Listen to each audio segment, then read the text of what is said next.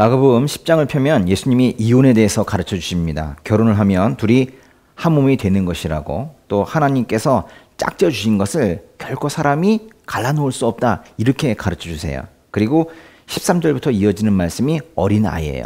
가정의 이야기에서 어린아이로 넘어가죠. 그러면서 마가복음은 우리에게 어떤 사람이 천국을 소유할 수 있는지, 또 어떤 사람이 천국에 들어갈 수 있는지를 말해줘요. 중요한 것은 이 모든 가르침이 예수님께서 나는 배반당하고 사람들의 손에 넘겨져서 죽임당할 것이다, 그리고 3일 만에 다시 살아날 것이다 라고 말씀하신 그 순환예고 있죠. 순환예고 사이에 있었던 일이에요. 말하자면 순환예고가 3번 있었는데 두 번째 순환예고와 세 번째 순환예고 사이에서 이 가르침을 주세요. 죽음과 부활, 예수님의 죽음과 부활만이 우리에게 구원을 주실 수 있다는 이 가르침과 가르침 사이에서 이 어린아이 이야기가 있다는 겁니다. 한번 읽어봅시다. 마가복음의 10장에 13절부터 16절까지인데요. 읽어보겠습니다. 사람들이 어린아이들을 예수께 데리고 와 어루만져 주시기를 원했습니다. 그러나 제자들이 그들을 꾸짖었습니다. 예수께서 이것을 보시고 노하시며 제자들에게 말씀하셨습니다. 어린아이들이 내게 오는 것을 허락하고 막지 말라. 하나님 나라는 이런 아이들과 같은 사람의 것이다. 내가 너희에게 진실로 말한다. 누구든지 어린 아이와 같이 하나님 나라를 받아들이지 않는 사람은 결코 그곳에 들어가지 못할 것이다. 그러고는 어린아이들을 꼭 껴안아 주시며 손을 얹으시고 축복해 주셨습니다. 사람들이 어린아이들을 예수님께 데리고 왔네요. 본문은 그 사람들이 누구인지는 말하고 있지 않아요. 그렇죠? 그렇지만은 그 사람들은 분명히 부모님이었을 거예요. 내 아이가 이 위대한 선생에게 축복받기를 바라는 부모님의 마음이 읽혀지지 않습니까? 예. 그런데 예수님께서 이 아이들에게 손을 얹어 안수하기를 바라는 마음으로 아이들을 부모님이 데려오긴 했는데, 이 사람들이 예수님의 제자들로부터 꾸지람을 받아요. 아니, 지금 이분이 얼마나 바쁘신 분인데 이 하찮은 아이들을 데리고 오느냐, 아마도 이런 느낌이었을 것 같아요. 우리 역사도 그랬듯이 어린 아이들의 사회적 지위는 매우 낮았습니다. 그 어린이라는 표현도 일제강점기인 1920년대부터 널리 쓰이기 시작했거든요. 이 하찮고 또 사회적으로 낮고 또 성가신 이런 존재들이 그 위대하신 그 주님의 시간을 빼앗아서는 안 된다고 제자들이 생각을 한 거예요. 제자들은 나름의 충성심으로 아이를 데리고 온 부모님들을 제지했던 겁니다. 그러나 예수님께서는 이런 제자들의 행동에 분노하셨어요. 제자들은 그렇게 가르쳤는데도 불구하고 복음이 뭔지 몰랐습니다. 복음을 통해 우리가 얻는 것이 생명이라는 것도 알지 못했던 거예요. 우리는 복음을 통해 명성을 얻는 것도 아니고, 인기를 얻는 것도 아니고, 재물을 얻는 것도 아니고, 능력을 얻는 것도 아니에요. 우리는 복음을 통해서 생명을 얻는 거예요. 제자들은 아이들이 예수님께 다가오자 마치 그 장관님들 의존하는 보좌관처럼 그렇게 아이들을 제지했던 거예요.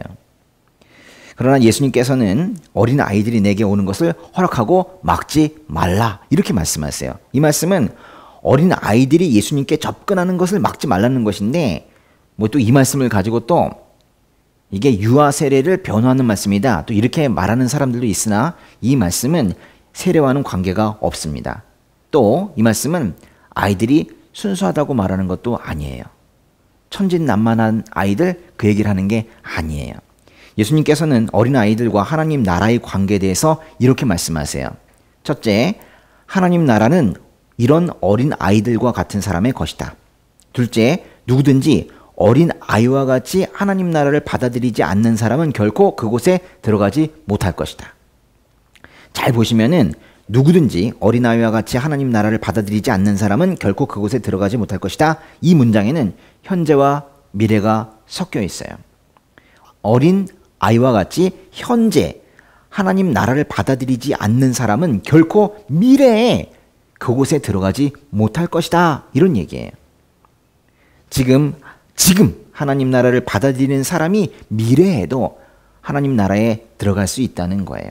이것은 우리가 종종 말하는 이미와 아직의 관계예요. 하나님 나라는 예수님이 오셔서 이미 already 시작되었고, 그렇지만 아직 but not yet, not yet, 아직은 완성되지 않았어요. 예수님이 다시 오실 때 그것이 완성이 되겠죠. 그리고는 예수님께서 어린아이들을 꼭 껴안아 주시면서 손을 얹으시고 안수하신 거죠. 축복해 주셨어요. 예수님께로 어린아이들을 데리고 온 부모님들이 바랬던 게 뭐겠어요? 바로 이거죠. 그 부모님들이 바라던 그 기대대로 예수님께서 행하신 거예요. 그런데 그 말씀을 잘 보면은 예수님께서 어린아이를 안아주시면서 이 말씀은 하셨지만 어린아이는 모두 하나님 나라에 들어간다 이렇게 말씀하신 건 아니에요. 어리다고 들어갑니까? 어린아이도 어른처럼 주님께 신앙 고백을 해야 할 거예요. 이 말에는 분명히 어린아이가 포함이 되긴 하겠지만 사실 그게 꼭 어린아이일 필요는 없는 거예요. 어린아이이든 어른이든 어린아이 같아야. 어린아이 같아야 하나님 나라를 가질 수 있고 하나님 나라를 받아들여서 그곳에 들어갈 수 있다고 그렇게 말하는 거예요. 어떤 사람이 하나님 나라에 들어간다고요? 어린아이 같은 사람이 들어간다는 그런 말씀이에요. 사실 예수님은 이런 어린아이와 같음에 대해서 여러 번 말씀하셨어요. 마가복음의 9장으로 한번 가보세요.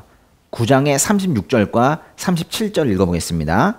예수께서 한 어린아이를 데려와 그들 가운데에 세우셨습니다. 그리고 아이를 팔로 껴안고 제자들에게 말씀하셨습니다. 누구든지 내 이름으로 이런 어린아이 하나를 영접하는 사람은 나를 영접하는 것이고 누구든지 나를 영접하는 사람은 나를 영접하는 것이 아니라 나를 보내신 분을 영접하는 것이다.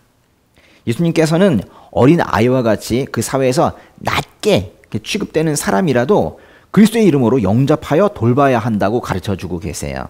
이 내용은 제자들이 누가 가장 큰 사람이냐? 누가 가장 크냐? 라면서 논쟁하고 있던 그 뒤에 붙은 그 말씀이에요. 제자들이 그 자신의 지위를 추구하는 것과는 달리 대조적으로 예수님은 제자들에게 세상에서 지위가 낮은 이들을 돌봐야 한다 이렇게 지금 가르쳐주고 계시는 거예요. 그렇게 작은 자를 영접하는 사람이 예수님을 영접하는 사람이고 이를 통해 성부 하나님도 영접하는 것이라고 예수님은 가르쳐주고 계세요. 낮은 자를 영접하는 게 예수님을 영접하는 것이고 예수님을 영접하는 것이 하나님을 영접하는 것이다 이런 말씀이라고요. 37절 끝에서 나를 영접하는 것이 아니라는 표현이 나오는데 그거는 나를 영접하지 않는다는 것이 중요한 게 아니라 나만 영접하는 것이 아니라는 말의 그 관용적인 표현이에요. 그러니까 나도 영접하고 하나님도 영접한다는 그런 말입니다. 그리스도께 순종하는 마음으로 지위가 낮은 사람들을 겸손히 돌보면 성자와 성부와의 풍성한 인격적인 교제를 통해서 언젠가는 보상을 받게 될 것이다 이런 말씀이에요. 예수님은 또 이런 말씀도 하시는데요. 마가복음 9장의 42절 가보세요. 또 누구든지 나를 믿는 어린아이 중 하나라도 죄짓게 한 사람은 차라리 큰 맷돌을 목에 달고 바다에 던져지는 것이 나을 것이다. 이제 예수님은 나를 믿는, 즉 예수님을 믿는 사람들을 실족하게 하는 행위, 즉 불신앙에 빠뜨리거나 하나님의 도덕법을 어기게 만드는 행위에 대해서 경고하고 계세요. 어린아이와 같은 믿음으로 주님을 따르고 있는 자를 죄짓게 한다면 그는 벌을 받을 거예요. 그것도 큰 벌을 받을 거예요. 무슨 벌이래요? 큰 맷돌을 달고 바다에 던져지는 것과 같은 형벌. 다시는 떠오를 수 없는 이런 형벌을 받게 될 거예요. 그러니까 어린아이와 같은 믿음으로 신앙생활을 하고 있는 사람을 죄짓게 하는 것은 아주 큰 벌을 받는다. 지금 이런 이야기입니다. 그러면 이 말씀들에서 좀 많이 읽었잖아요. 어린아이와 같다. 또 어린아이와 같은 믿음. 이건 도대체 무슨 뜻일까요? 자기 혼자 살아갈 수 없다는 것을 인정하는 거예요. 엄마 아빠가 없으면 자기는 살 수 없다는 것을 스스로 인정하고 자기가 살기 위해서는 어떻게든 엄마 아빠 옆에 붙어 있으려고 하는 그 마음, 적극 의지해서 살기 위한 마음, 의존하는 마음, 그것이 바로 어린아이와 같다는 거예요. 이 세상은 거칠지만은 그래도 엄마 아빠가 방패막이가 되고 버팀목이 되어서 자신을 살아가게끔 해줄 것이라는 확신, 그게 아이들에게 있어요. 매우 자기중심적이죠? 애들은 사실 완전하지도 않습니다. 그러나 어렴풋하게나마 자신이 이 세상을 살아가는데 합당한 조건을 갖추지 않고 있다는 것을 알아요. 그냥 세상으로 나가면 자신은 살 수 없을 거라는 걸 알아요. 누군가 도와줘야지. 그래야 이 세상을 살 수 있다는 것을 감지하고 있습니다. 그것이 바로 어린 아이예요. 즉 어린 아이와 같다는 것은 자기 혼자 제대로 설 수 없다는 것을 스스로 안다는 거예요. 자신은 누군가 붙잡아줘야 설 수 있는 그런 존재라는 것을 알고 있다는 거예요. 그래서 주님, 저를 붙잡아 주세요 라고 말하는 사람이 바로 어린 아이와 같은 믿음을 가진 사람이 되는 거예요. 겉으로 보면은 능력이 없어 보이고 또는 하찮게 보일지 몰라도 사실 그 사람이 주님을 붙잡고 있다면 난 도저히 너무 약해서 주님 없이는 살 수 없습니다라고 주님을 꼭 붙잡고 있다면 그 사람이 가장 강력한 사람이에요. 왜냐하면 그 붙잡아 주시는 그분의 능력이 그 약한 자의 능력이 되기 때문에 그래요. 말하자면 어린 아이와 같다는 것은 믿음과 의존을 말하는 거예요. 어린 아이와 같다는 것은 뭘 말한다고요? 믿음과 의존을 말하는 거예요. 천진난만 순진무구 그게 아니라고요. 그들은 부족하고 악하고 완전하지도 않아요. 그러나 그들에게는 이 강한 면이 있어요. 그 강한 게 바로 믿음과 의존이에요. 어린아이가 부모를 보면서 저 사람이 나를 보호해 줄 것이다 라고 믿으면서 의존하는 거, 이게 우리가 하나님을 향해서 가져야 할 감정이고 또 우리가 입술로 고백해야 되는 거예요. 그러니까 우리에게 필요한 것은 능력이 아니라 하나님의 은혜입니다. 우리는 오직 은혜로 살고 있는 거예요.